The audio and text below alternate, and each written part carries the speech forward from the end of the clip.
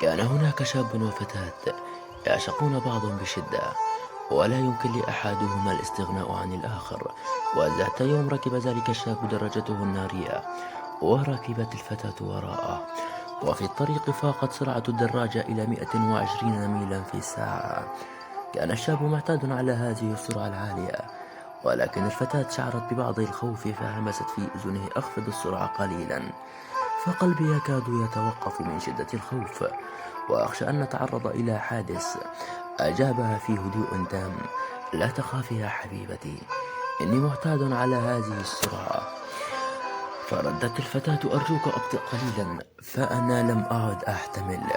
هنا التفت الشاب إلى الفتاة وقال: موافق، سأخفض السرعة قليلا، ولكن بشرط أن تعترفي بحبك لي الآن، ثم تعانقيني بشدة.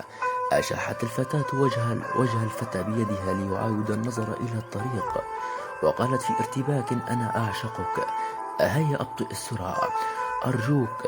ثم عانقته وقال لها الفتى: هل يمكنك أن تنزعي خوذتي وتضعيها فوق رأسك؟ فإنها تضايقني بشدة. قالت الفتاة: حسنا. ثم أخذت الخوذة ووضعتها على رأسها.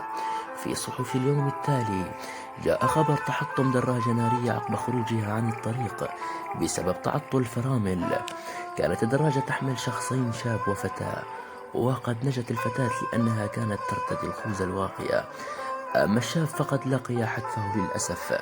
الحقيقة وراء هذه القصة يا أصدقائي أن الشاب خلال تواجده في الطريق شعر بتعطل فرامل وإنها لا تعمل، فحاول أن يكتم الأمر عن حبيبته حتى ينقذها ولا تخاف أو تفزع حتى بالخبر، وجعلها تعترف له بحبها وتعانقه لآخر مرة، وثم جعلها تلبس هي الخوذة الواقية حتى تنجو، رغم أنه كان يعلم يقينا أن من يرتدي